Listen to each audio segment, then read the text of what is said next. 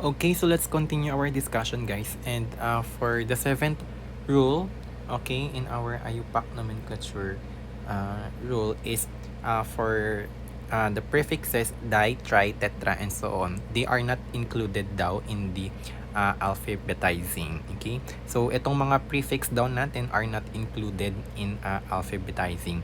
So neither are the hyphenated prefixes such as your sec and your third. Okay, they are not included. Okay, hindi sila kasama doon sa ating alphabetizing. Okay, nung ating name. Okay, hindi sila kasali sa alphabetizing. Okay, iso as in your isopropyl is included in alphabetizing. So take note of that. Okay, alphabetize the names of substituents first and then insert your prefixes. So we have here an example. Okay, we have here an example. So as you can see, guys, there are actually a lot of substituents attached into our parent chain. By the way, this is our parent chain: carbon 1, 2, 3, 4, 5, 6. So it's a hexane. Okay, it's a hexane. Okay, and there are multiple substituents. Okay, there are multiple substituents. So itong one carbon substituent natin, those are your methyl, and yung ating 2 carbon substituent, this is your ethyl. Okay, and this one is your methyl. Okay, so as you can see, guys, you cannot count from left to right because you will encounter itong methyl natin in the fourth one, okay, or in the fourth carbon rather. Okay, in the fourth carbon rather, guys, you start counting from this one: 1, 2, 3, 4, 5, 6, so that, okay, you will encounter po yung ethyl natin at carbon number 3. Okay, at carbon number 3. So ano yung final name natin for this structure? This is actually your 3-ethyl. Okay, and 5-dimethyl hexane. So this is the correct name po for this compound, okay, for this formula. Okay, so we have here an assess yourself, or kind of like a drill po to do on your own. Pero technically, these are actually the same. Okay, these are actually I know hindi sila the same pala. Baka nagawa na yan kanina. Hindi pa pala siya nagagawa. So you can try to do this on your own. Okay, sige, I'll help you na lang.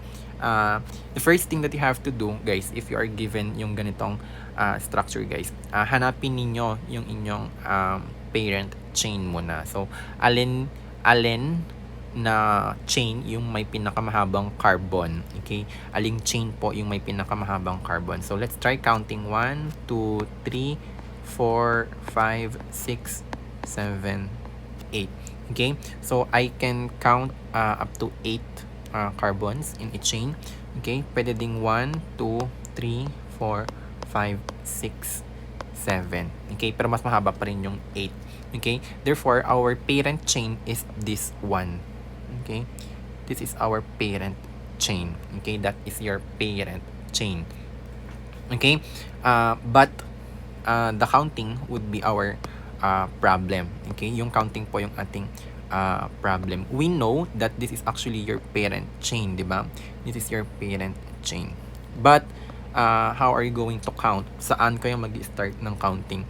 Doon po sa ating side wherein you will encounter the substituent first. Okay, you will encounter the substituent first. So 1, 2, 3, 4, 5, 6, 7, 8. Okay, and your substituents are methyls. Okay, they are methyls. So dimethyl. Tapos lagay natin yung number ng carbon kung saan sila naka-attach. So 2, carbon number 2, and carbon number 6. Dimethyl, and then the root name of our compound, which is it's an 8 carbon chain, therefore it makes it an octane. So this is the correct answer po for this structure. Okay, for the drill po natin. Okay, so there are other drills here for you to do. So, this will form part na lang as your learning task na lang, guys. Pakilagay na lang siya sa one whole sheet of paper and then to be submitted na lang during our lecture meeting. Okay, so here, for you to take a screenshot. Learning task po yan, pakilagay sa one whole sheet of paper. Now, what about for this one? How are you going to draw the structures of the corresponding ayupak names? Okay, ito I can help you with number 1. Okay, I can help you with number 1 and or letter A rather. And for the rest of the ayupak names, you will also do that as part of your learning task. Okay, this would be your learning task number 1 in midterms. Okay, kasama yan sa learning task natin sa midterms. Okay, now sir, paano mo tayo drawing itong 3,4 dimethyl nonane po? So guys, it's a nonane. Okay, nonane. So there are 9 carbons daw. 2, 3, 4, 5, 6, 7, 8, 9. Okay, and then there are methyls attached to it. How many? Dalawa, kasi you can see di doon. And the number of carbon chain is at carbon 3 and 4, or the number of carbon location of your methyl substituent is at carbon 3 and 4. So if this is your carbon 1, this would be your carbon 2, this would be your carbon 4, 3, 4, 5, 6, 7, 8, 9. Okay, yung methyls daw natin are attached at carbon number 3 and carbon number 4. So this is the complete structure po for letter A for 3,4 dimethyl nonane. Okay, 3,4 dimethyl nonane. Okay, guys, again, letter B to D, you will do it, okay, on your own. That's a drill. Next, we also have our common names. Let's discuss about your common names. So, etong mga common names natin, guys, they are also known as your trivial names. Okay, these are also known as your trivial names. Okay, and since they are trivial, okay, they are usually historical in nature. Okay, they are historical in nature and they are non-systematic. Unlike, for example, yung mga ayupak names natin kanina which follows a certain specific rules, etong mga common names natin, they are considered historical, okay, or non-systematic for that matter. Okay, so we have here in older system of common name nomenclature, the total number of carbon atoms in an alkane, regardless of their arrangement, determines the name. Okay, so the total number of carbon atoms in the chain, regardless of their arrangement, it determines the name of the compound. So that's for common names. So we have here, if it's a 4 carbon chain, then it would be a butane. Okay, it would be a butane. Okay, so kapag ganito yung ating structure, okay, it's still a 4 carbon chain technically, so it will still bear the butane sa kanyang name. If it's a 5 carbon chain, then it's a pentane. Okay, if it's structurally, kapag ganito yung kanyang structure, then it will still bear the name na isopentane. Okay, it will still bear the name na isopentane. The IUPAC name for this one would be 2-methyl butane kasi. Okay, 2-methyl butane. 1, 2, 3, 4. So it's a butane, the IUPAC name. But the common name for this structure is isopentane. Okay, the common name is isopentane. So that's it for common name. Okay, there's actually also a very quick rule lang, guys, that you can follow for the common names, for naming carbons using the common names. Okay, using their common names rather. So there's actually things to follow. So prefix first, the parent, the locant, and the suffix. Okay, so the first thing you have to do is you find the parent hydrocarbon. So itong parent hydrocarbon natin, again, these are actually the longest carbon chain natin. So for example, in this case, this is your parent chain, yung naka-pink. Okay, yan yung pinakamahabang carbon chain natin. Okay, and since it's 1, 2, 3, 4, 5, 6, it's a 7. Okay, it's a heptane. Okay, it's a heptane. Now, for the next rule is to number the atoms in the main chain. Okay, you number the atoms in the main chain daw. So how are you going to do that? So you begin at the end nearer the first branch point, okay, and then number each carbon in the parent chain. Okay, so you number, okay, the carbon that is nearer the first branch point. So you start counting from this side, not from this side, kasi ito daw yung side that is nearer to the first branch point. Okay, the first branch point. Okay, number each carbon atoms in the parent chain. Okay, number each carbon atoms in the parent chain, like so. So ninumberan niyo yung carbon in the parent chain. Okay, and the third thing that you have to do is to identify and number the substituents. Okay, you have to identify and then you number the substituents. Now, this is your parent chain, right? This is your parent chain. It's a 9 carbon long compound. So it's a nonene. Okay, named as nonene. So the substituents are found on carbon 3. Okay, carbon 3. Okay, carbon 4 and carbon 7. On carbon 3, you can see ethyl, so it's 3-ethyl. On carbon 4, you see methyl, and on carbon 7, you also see methyl. So, if you're going to completely name itong ating compound, that would be 3-ethyl 4,7 dimethyl nonene. Okay, 3-ethyl 4,7 dimethyl nonene. Okay, but what about for this second structure po? So again, on C2 you can see carbon 3 or carbon 3. On C2 you can see a methyl, so it's 2-methyl. On carbon 4 you also see methyl, and on carbon 4 there's also an attached ethyl. So how are you going to name that po? So it's actually 4. You just have to going to combine everything. Okay, 4-ethyl. Okay, 2,4-dimethyl, and it's a 6 carbon long alkane. Therefore, it will bear the name hexane. Okay, so that's how you name for compounds. Okay, you have to write them as a single word. You have to write them as a single word. So we have here examples po. Okay, we have here examples or drills rather, wherein you can of course practice naming itong mga compounds natin. So for this one, how are you going to name this one?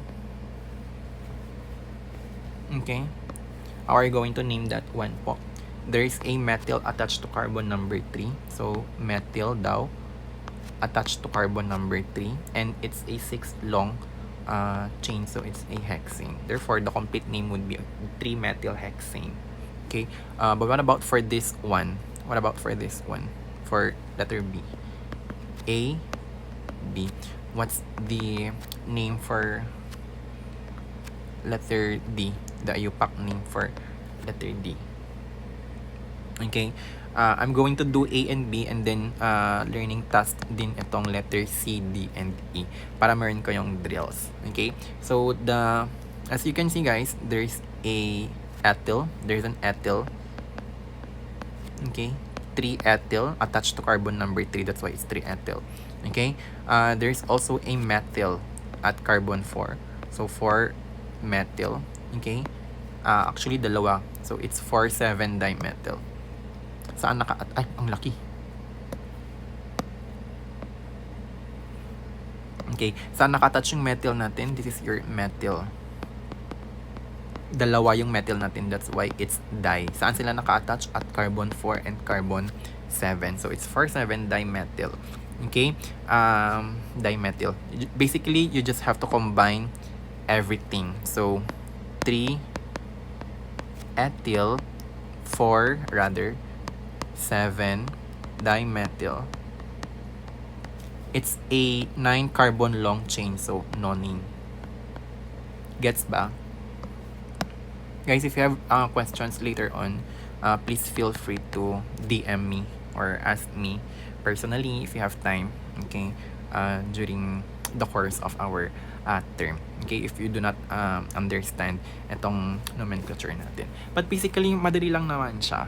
Okay, madali lang naman siya. So, yeah, you name it according to, or you number rather itong mga carbons natin basically kung saan it will give you the lowest number, okay, of carbon wherein you can find yung ating first constituent. Okay, first constituent. Basically, please follow na lang. Okay, ito na lang yung pinakamagandang advice. You follow yung mga rules that we have already discussed so far. Okay, that we have already discussed so far.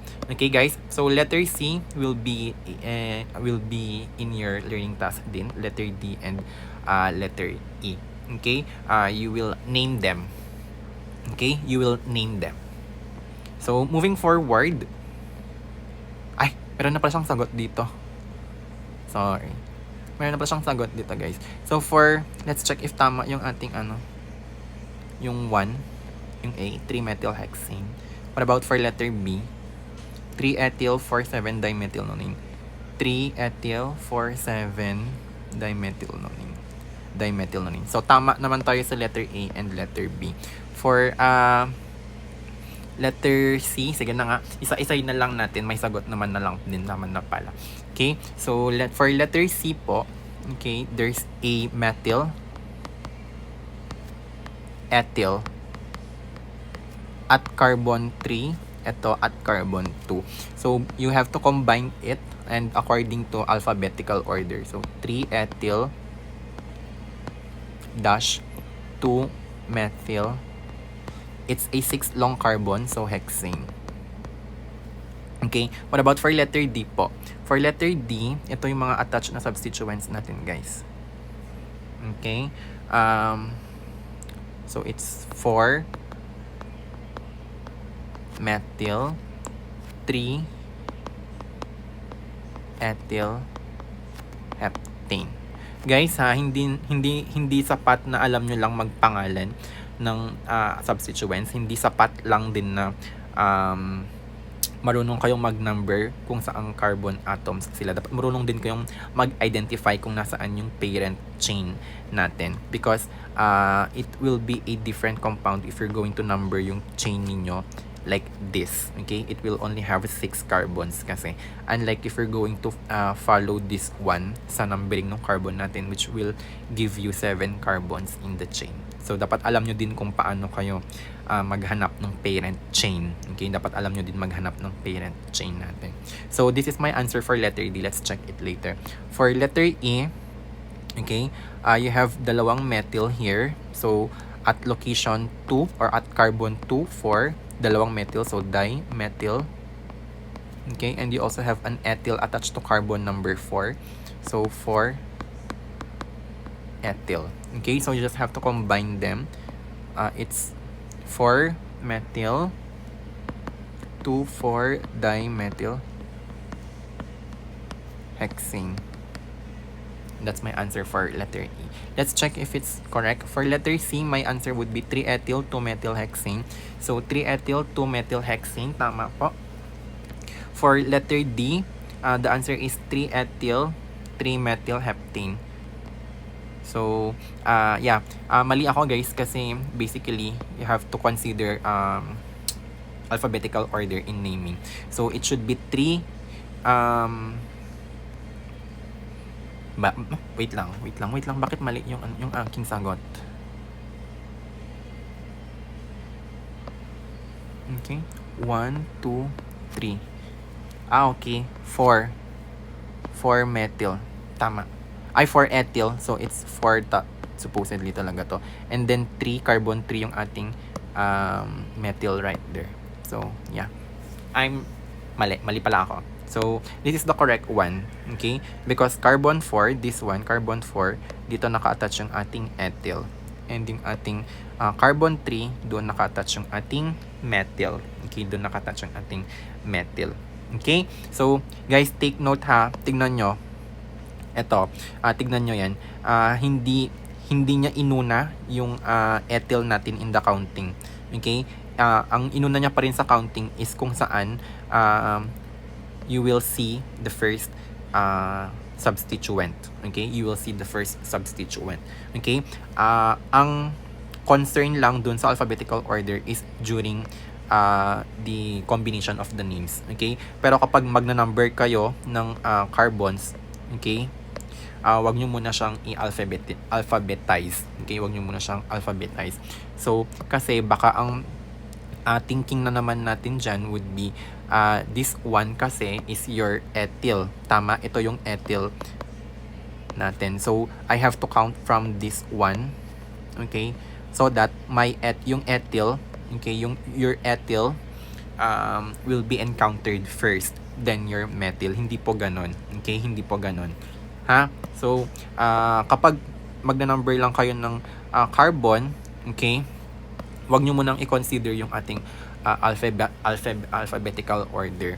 So, mag-number kayo kung saan you will encounter the first substituent. So, like so. Like so. Tapos, 3-methyl, 4-ethyl. Okay? You will only consider yung ating alphabetical order kapag magko-combine na kayo ng name. That's why ang pangalan nito is 4-ethyl 3-methyl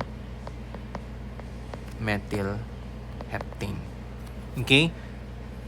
Okay. What about for number letter E? My answer is 4-ethyl 2,4-dimethylhexane. Okay, so we actually have the same answer, guys. 4-ethyl 2,4-dimethylhexane. Okay, 4-ethyl 2,4-dimethylhexane. So that's it for this one. Next, we have to talk about the classifications of carbon atoms. Okay, we have actually 4 types or 4 classifications of carbon atoms. So, meron tayong primary, meron tayong secondary, meron din tayong tertiary, and quaternary. Okay?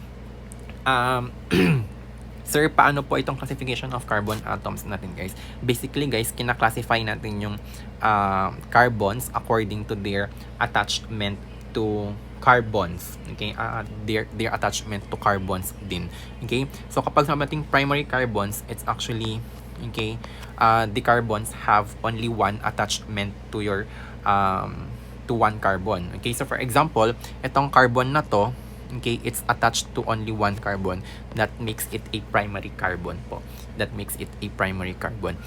Secondary carbons naman are carbons that have that are attached to two carbons. Okay, to two carbons. Sorry, nabubulol na ako. So ito carbon natin sa gitna is an example of a secondary carbon because it is attached to one carbon to two carbon. Okay? To two carbon. What about for tertiary carbon po? Okay? Tertiary carbon. So, itong carbon sa gitna nito is an example of a tertiary carbon because it is attached to 3 other carbons. Okay? It's attached to 3 other carbons. What about for quaternary carbons? Sir, these are actually carbons that are attached to 4 carbon atoms. Okay? So, ibig sabihin, there are no hydrogen atoms. Okay? There are no hydrogen atoms. Because your quaternary carbon is something like this or looks something like this. Okay? This is your quaternary carbon po. That's your quaternary carbon. So, I hope that is understood. Madali lang naman siya intindihin, guys. So, we have here, assess yourself, classify each carbons in the given organic compounds. So, let's take a look at letter A, guys. This one, that carbon, your carbon 2 is an example of a tertiary carbon po. It's a tertiary carbon, guys.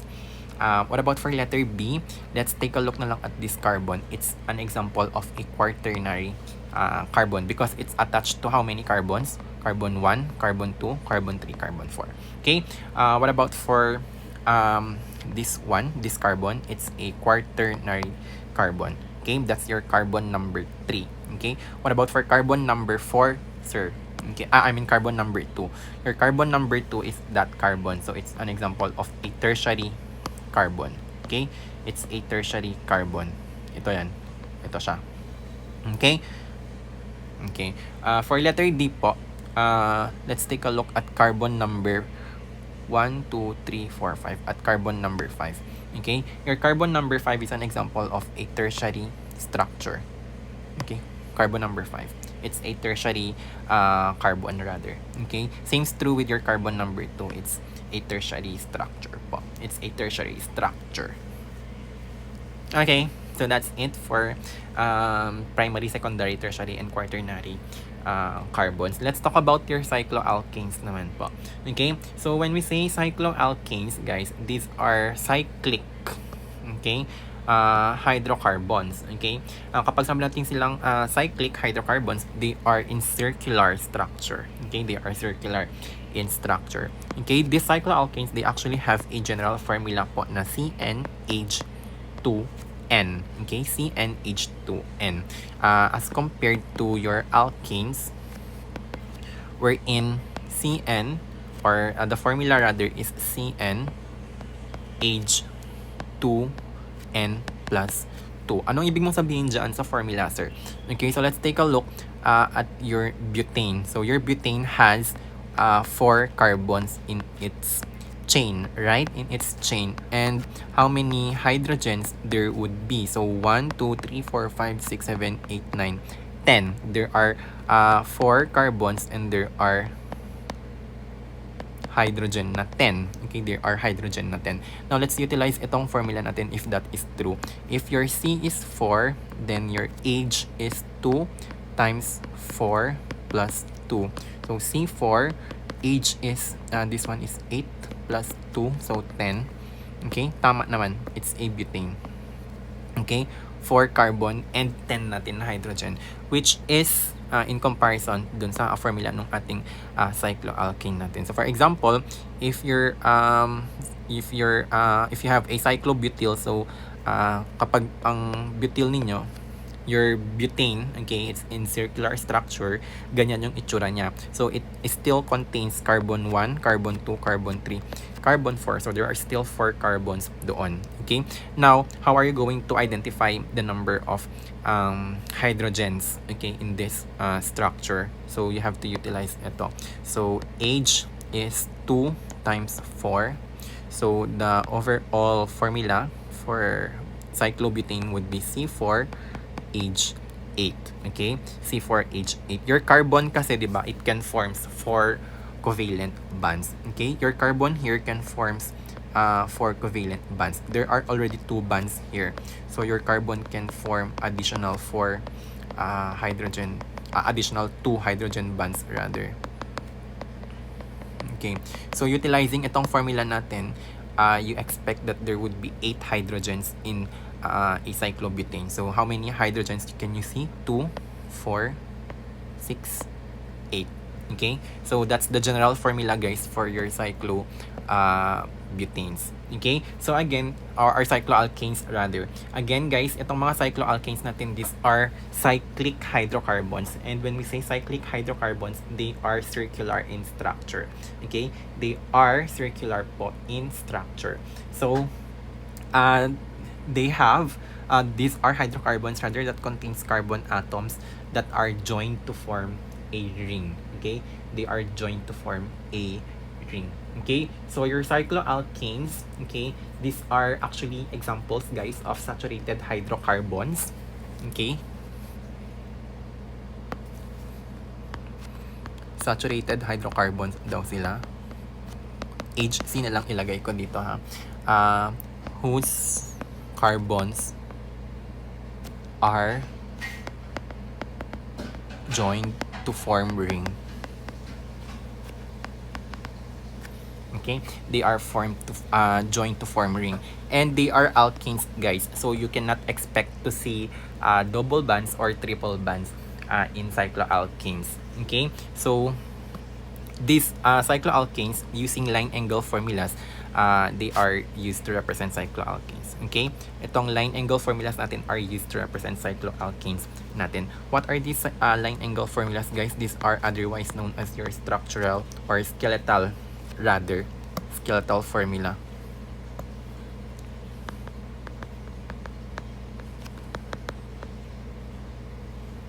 Okay, yung mga skeletal formula natin, guys, yung mga ganyan, these are actually used to represent itong mga cycloalkene rings natin. So for heptane,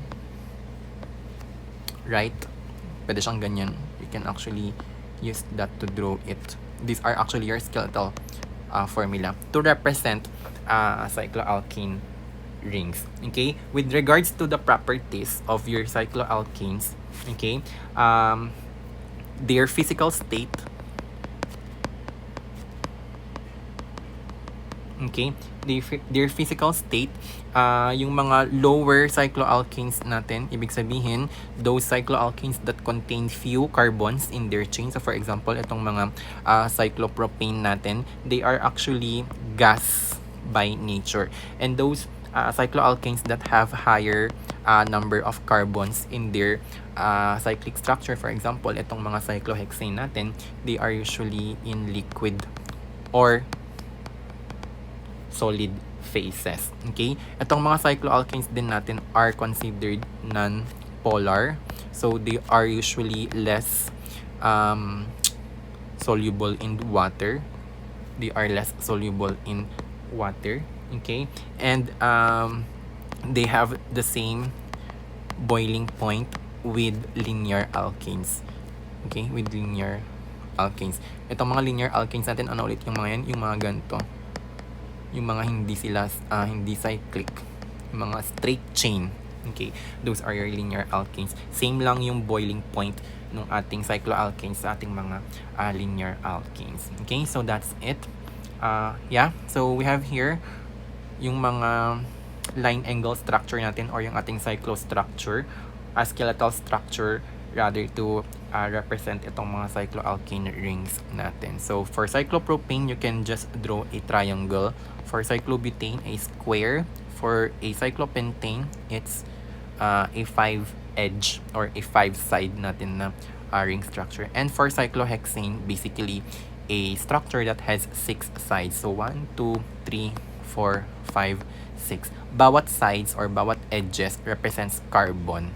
Okay? It represents carbons.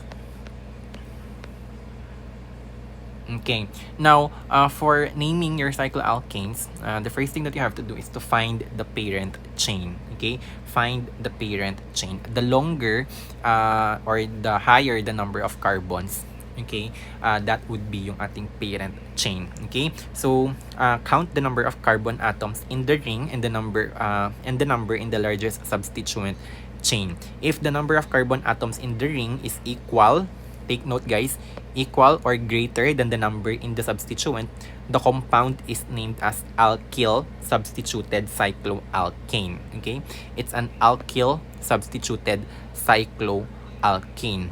Okay, what about if the number of carbon atoms in the largest substituent is greater than the number in the ring? The compound is named as a cycloalkyl substituted alkane. Sir, hindi kita maintindihan anong ibig mong sabihin dyan. Basically, you just have to take a look at your screen. Okay? Take a look at your screen because there's actually 2 examples for that matter. Okay? So for example, in this one, okay, you have a substituent which is a methyl, right? It's a methyl. It's a substituent. This is your parent chain. 3, 4, 5.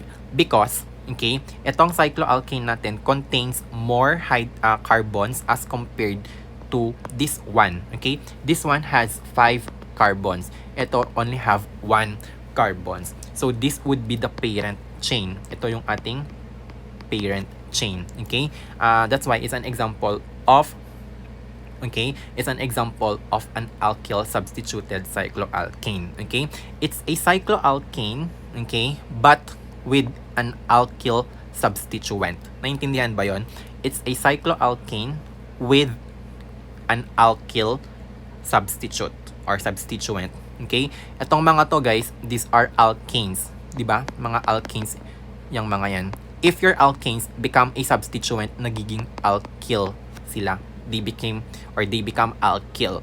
That's why ito are alkyl substituents. Okay? Itong CH3 natin dito, it's an example of an alkyl substituent. Therefore, okay, the name for this compound would be methyl cyclopentane. Okay? Methyl cyclopentane. Methyl to refer for the substituent, cyclopentane to refer to the parent chain. Okay? To refer to the parent chain. Now, let's take a look guys at the second example. Okay? At our second example. Itong cyclic structure natin only have 3 carbons. Okay? Meron siyang 3 carbons lang. Pero itong linear chain natin have 4 carbons. Okay? So, alin dyan po yung ating parent chain and alin dyan yung ating substituent. Okay? Guys, take note, this, okay, yung linear chain natin yung ating parent chain. This one is your parent chain and this cyclic structure is your substituent. Okay, substituent. Okay, which makes it an example of a cycloalkyl substituted alkane. It's an alkane. Okay, ito diba alkane yan.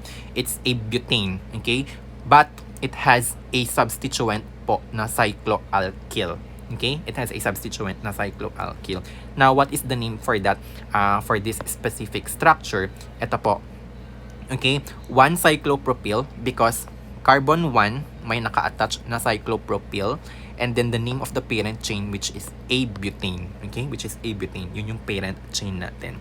Take note guys, for the parent chain, it will always be the chain that or the chain that has the longest number of carbon. Okay, the longest or the highest number of carbon. Okay, carbon. Highest or largest number of carbon. So that's it for rule number 1. As for rule number 2, you have to number the substituents and write the name. Okay, write the name. So start at a point of attachment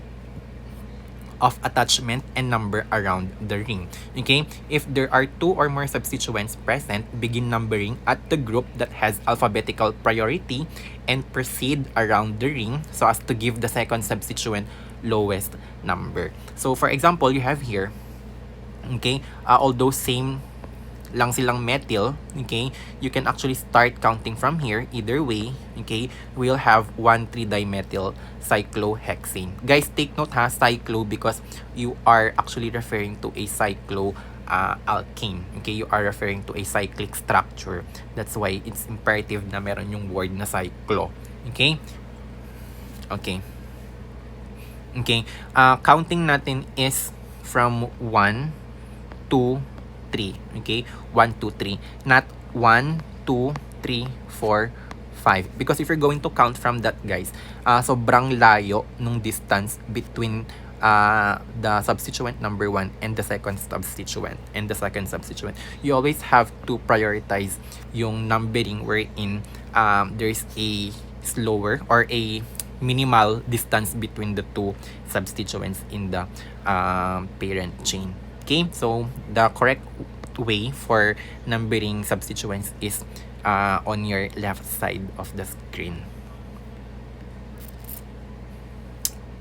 Okay, but what about for this one? Okay, what about for this one? Okay, so take note guys that ang tawag dito, take note guys that you always have to begin counting po doon sa ating chain.